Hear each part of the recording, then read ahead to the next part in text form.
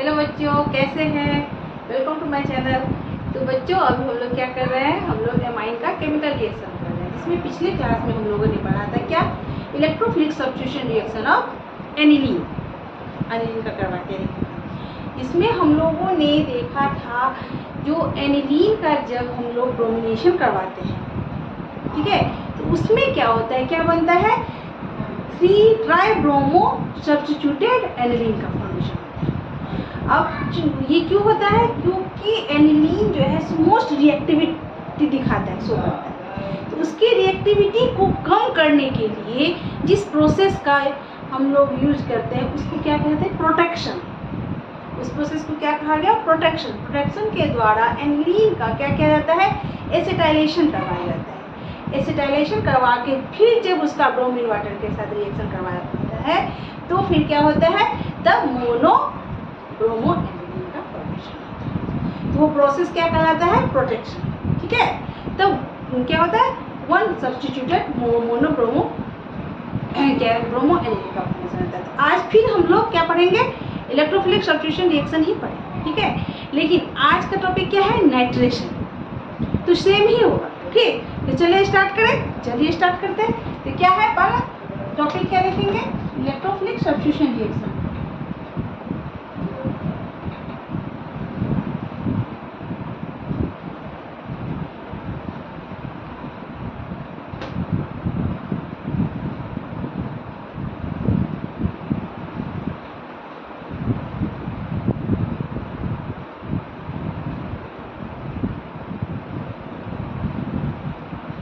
जिसका करवाना क्या है बच्चों?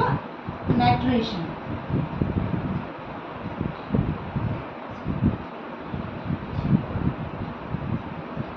नाइट्रेशन किसका करवाना है? एनिलीन का करवाना है। यहाँ लिए एनिलीन। एनिलीन यानी क्या? बेंजीन रिंग पे क्या होगा?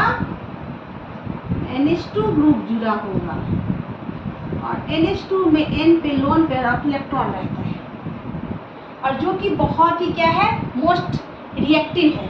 ये क्या शो करता है? कौन सा? +R या +M इफेक्ट, जो कि क्या है? ऑर्थो और पैरा डायरेक्टिव है।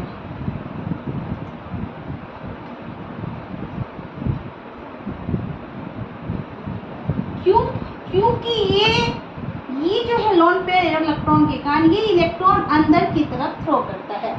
इसलिए जो ग्रुप इलेक्ट्रॉन को रिंग की तरफ फेंक धक्का देता हो वो क्या होता है? ऑर्थो या पैरा डायरेक्टिव होता है। क्यों? तो इसके कारण क्या होता है? रिजोनेंस इफेक्ट हो जाता है और ये ऑर्थो एंड पैरा पोजीशन पे इलेक्ट्रॉन की डेंसिटी बढ़ जाती है, जिसके कारण वहाँ पे इलेक्ट्रोफाइल अटैक करता है।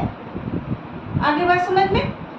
तो जब इसका नाइट्रेशन करवाएंगे तो नाइट्रेशन के लिए क्या लेंगे बच्चों? यहाँ नाइट्रेशन के लिए हम लोगों ने क्या लिया? HNO3 + H2SO4। तो इलेक्ट्रोफाइल क्या मिलेगा? Nitronium ion. क्या इलेक्ट्रोफाइल मिलेगा? NO2, जिसको क्या कहते हैं? NO2 पे प्लस, इसे क्या कहते हैं? Nitronium ion.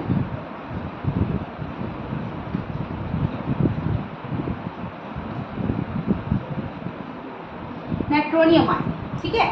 नाइट्रोनियम आयन का फॉर्मेशन कैसे करवाया जाता है, कैसे बनता है, इससे ये मैं पढ़ा चुकी हूँ, फिर मैं आज इसका रिवीजन करवाऊंगी। अब तो चूंकि मोस्ट इलेक्ट्रोनेगेटिव बहुत ज़्यादा रिएक्टिव है, ठीक है, तो यहाँ पे दो बनेगा। ऑर्थो एंड पैरा दोनों पोजीशन पे बन सकता है। तो देखिए यहाँ क्या बना?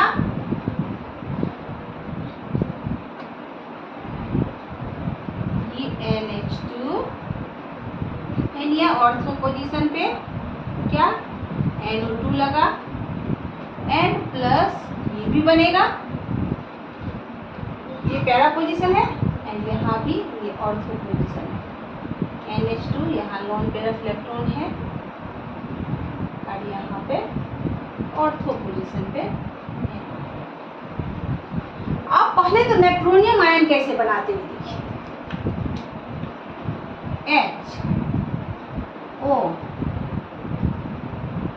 HO3 H2SO3 होता है, H2SO4, यहाँ O, ये H।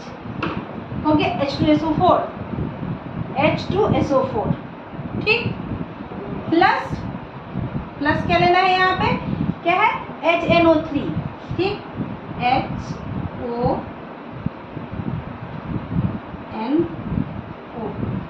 हो गया HNO3, 3 ठो O, H है और N है, तो HNO3 हो गया, ठीक है। यहाँ ये लोन पेयर ऑफ इलेक्ट्रॉन है, ठीक है।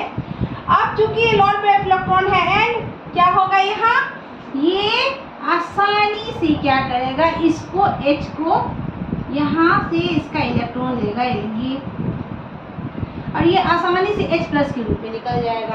अब H प्लस के रूप में निकलेगा तो इसको ये इलेक्ट्रॉन डोनेट करेगा और इसके इसमें मिल जाएगा। तो यहाँ पे किसका फॉर्मेशन होगा, यहाँ पर फॉर्मेशन होगा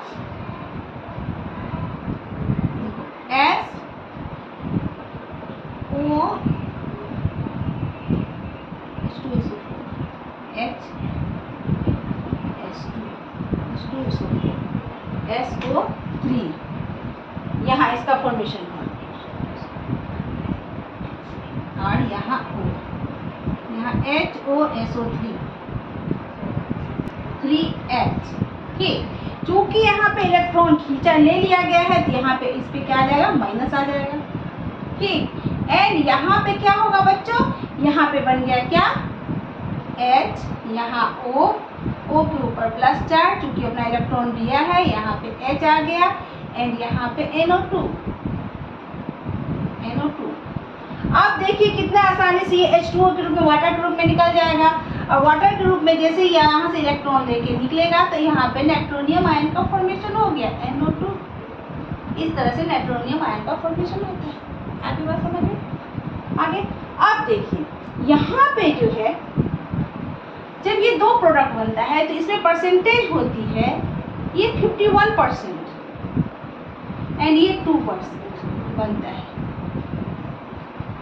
ये 51% बनता है, तो इसको तो बनना चाहिए 49% ना, लेकिन ये 2% ही बनता है, इसके बनने के चांसेस ओनली 2% होता है, और ये 51%। तो फिर तीसरा कौन सा प्रोडक्ट बन जाता है, नाइट्रोनियम। यहाँ तक अब आप लोग स्क्रीन से ले चुके होंगे स्क्रीनशॉट, चलिए आगे मैं दिखाती हूँ। तो यहाँ पे जो है देखिए, ये आसानी से HNO3 या H2SO4 से H प्लस आयन मिल जाता है, क्या होगा, आसानी से H प्लस आयन मिल जाएगा, और एक तरफ इधर ये प्रोसेस होता रहेगा, और इधर दूसरी तरफ यहाँ पे इसका प्रोटोनेशन होगा। प्रोटोनेशन क्या होगा, इसका प्रोटोनेशन यानी H प्लस का एडिशन होगा, और जब H प्लस का एडिशन होगा तो यहाँ पे किसका फॉर्मेशन होगा, यहाँ फॉर्मेशन होगा एनिलीनियम आयन का, एनिलीनियम का, यहाँ NH3 के ऊपर प्लस चार्ज। आगे बात समझ में बच्चों, ये क्या है, एनिलीनियम आयन, क्या है ये, एनिलीनियम आयन। एंड जब इसका फिर क्या जाएगा, क्या, नाइट्रेशन HNO3 प्लस H2SO4, यहाँ इलेक्ट्रोफिल फाइल क्या हुआ, NO2 नाइट्रोनियम आयन। तो ये क्या है बच्चों, ये तो नाइट्रोनियम हो गया, ये जो है HNO3 एनिलीनियम आयन जो होता है, ये NO3 जो है ये इस पे -R इफेक्ट दिखाता है, या -M। इस पे लोन पेयर इलेक्ट्रॉन है नहीं, इलेक्ट्रॉन की इसके पास डिफिशियंसी है ना, इलेक्ट्रॉन की क्या है, डिफिशियंसी। तो ये इलेक्ट्रॉन को ना अंदर नहीं धकेल के बल्कि ऊपर की तरफ अपने तरफ खींच रहा है, क्या कर रहा है, ऊपर की तरफ, इसलिए ये कौन सा हो जाएगा, ये +R या -M इफेक्ट दिखलाएगा, और ये होगा मेटा डायरेक्टिंग। क्या होगा बच्चों, ये मेटा डायरेक्टिंग कंपाउंड।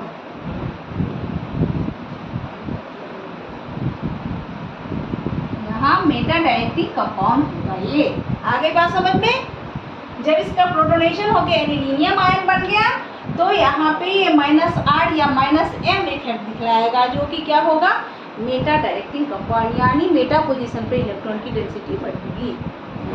क्यों? बिकॉज ये इलेक्ट्रॉन को अपनी तरफ खींचता है, ना कि रिंग की तरफ धकेलता है। ऐसा कंपाउंड जो लगा रहे किसी रिंग के पास जो इलेक्ट्रॉन को रिंग की तरफ धकेलेगा तो वो प्लस एम या प्लस आर इफेक्ट दिखलाता है।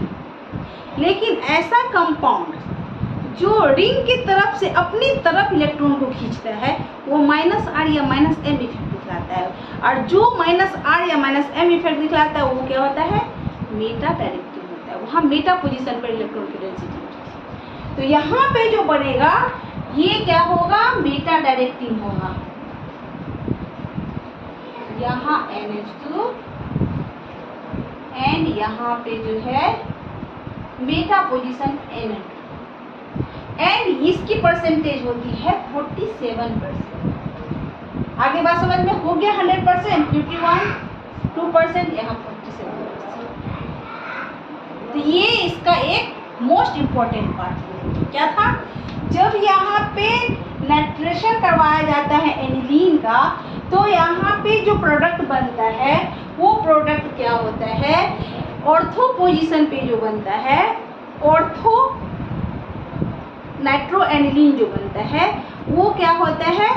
2% उसका होता है एंड पैरा का 51% होता है।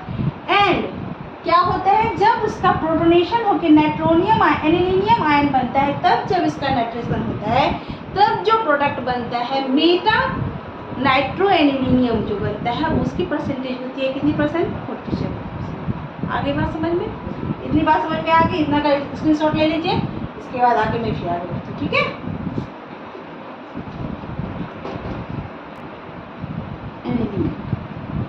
यहाँ पे जो एनिलीन है उसकी रिएक्टिविटी तो उतनी ही है, वो तो रिजोनेंस इफेक्ट वैसे ही दिखाएगा। तो ऐसे ही ट्राई नाइट्रो एनिलीन का फॉर्मेशन हो सकता है। ठीक है?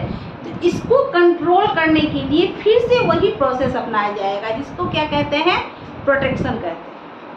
क्या कहते हैं? Protection. A process in which we control the reactivity or less the reactivity of aniline या NH2 compound. This process is called protection. वो प्रोसेस प्रोटेक्शन कहलाता है। इसके लिए क्या करवाया जाएगा? एसिटाइलेशन। क्या करवाया जाएगा? एसिटाइलेशन। एसिटाइलेशन के लिए हम लोग एसिड एनहाइड्राइड, आप लोग के बुक में एसिड एनहाइड्राइड का यूज किया गया है, एसिड क्लोराइड का भी यूज कर सकते हैं क्योंकि हम लोग को लेना सिर्फ कौन सा है? C double bond O and CH3 लेना है। तो ये कंपाउंड लेना है। ठीक है? इसके लिए हम क्या कर सकते हैं? या तो एसिड एनहाइड्राइड ले या एसिड क्लोराइड ले। क्योंकि आपके बुक में जो है तो एसिड एनहाइड्राइड है इसलिए हम लोग एसिड एनहाइड्राइड का यूज करते हैं। फिर से इसका क्या करेंगे? एसिटाइलेशन करवाएंगे तो क्या लेंगे? एसिड एनहाइड्राइड का यूज करेंगे। CH3 C double bond O C double bond O CH3।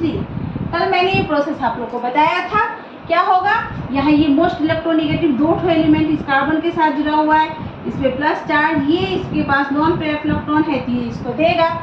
अब जब यहाँ पे दिया तो कार्बन पे 5 बॉन्ड बन गया तो इस कारण एक बार ये इलेक्ट्रॉन खींचेगा ऑक्सीजन, लेकिन जब ये बैक बॉन्डिंग करेगा तो ये सारा का सारा ग्रुप यहाँ से निकल जाएगा। एंड जब सारा का सारा ग्रुप यहाँ से निकल गया तो ये आके इसमें पूरा ग्रुप इस पे आके जुड़ जाएगा। अब जब सारा ग्रुप इस पे आके जुड़ गया तो इस पे एनिलीन पे आ जाएगा प्लस चार्ज, क्योंकि नाइट्रोजन ने अपना लोन पेयर इलेक्ट्रॉन डोनेट किया तो उस पर प्लस चार्ज आ जाएगा। और जब प्लस चार्ज आ जाएगा तो उसको कंपनसेट करने के लिए यानी अपने स्टेबिलिटी को वापस करने के लिए क्या करेगा? एक हाइड्रोजन से उसका इलेक्ट्रॉन ले लेगा, जिसके कारण क्या हो जाएगा? यहाँ पे बाय प्रोडक्ट के रूप में क्या निकलेगा? बाय प्रोडक्ट के रूप में CH3 C double OH acetic acid का फॉर्मेशन होगा। एंड यहाँ पे क्या बनेगा? देखिए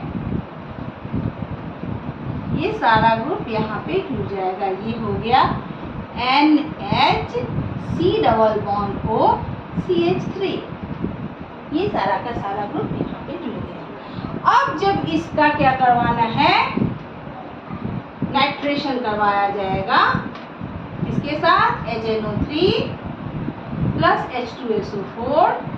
तो ये क्या किया, इसकी रिएक्टिविटी को कंट्रोल कर दिया। यहाँ पे ये ग्रुप लग गया, यहाँ पे अगर लॉन पेयर ऑफ इलेक्ट्रॉन है तो यहाँ आने ही नहीं देगा, इधर से ही रिजोनेंस करेगा। ठीक है, तो यहाँ इलेक्ट्रोफाइल क्या है, नाइट्रोनियम आयन। ठीक, तो यहाँ पे किसका फॉर्मेशन हो जाएगा, ओनली वन, क्या होगा, मोनो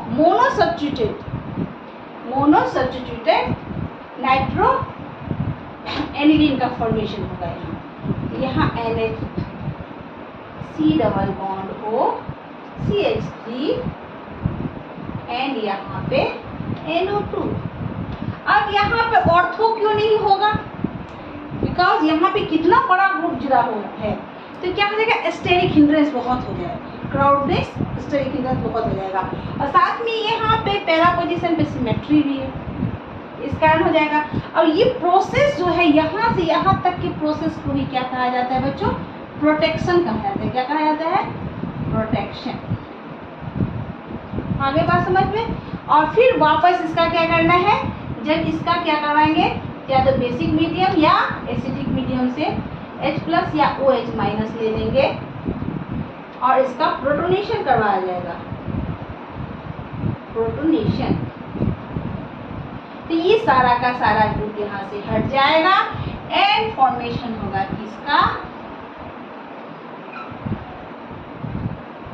यहाँ आ गया NH2 एंड यहाँ NO2, यानी ये हो गया पैरा मोनोनाइट्रो। पैरा बोल देंगे तो वो हो जाएगा, या नहीं तो ये लिख देंगे mono nitro aniline. I think आप लोगों के समझ में अच्छे से आ गया होगा, बहुत ही इंटरेस्टिंग लगा होगा। ठीक है, और बहुत आसान है ना। तो इसी तरह मेरे चैनल के साथ बने रहिए, अच्छा कमेंट दीजिए, ठीक है, और मन लगा के पढ़ाई कीजिए और जितना हो सके उतना शेयर कीजिए। तब तक के लिए टेक केयर, बाय बाय।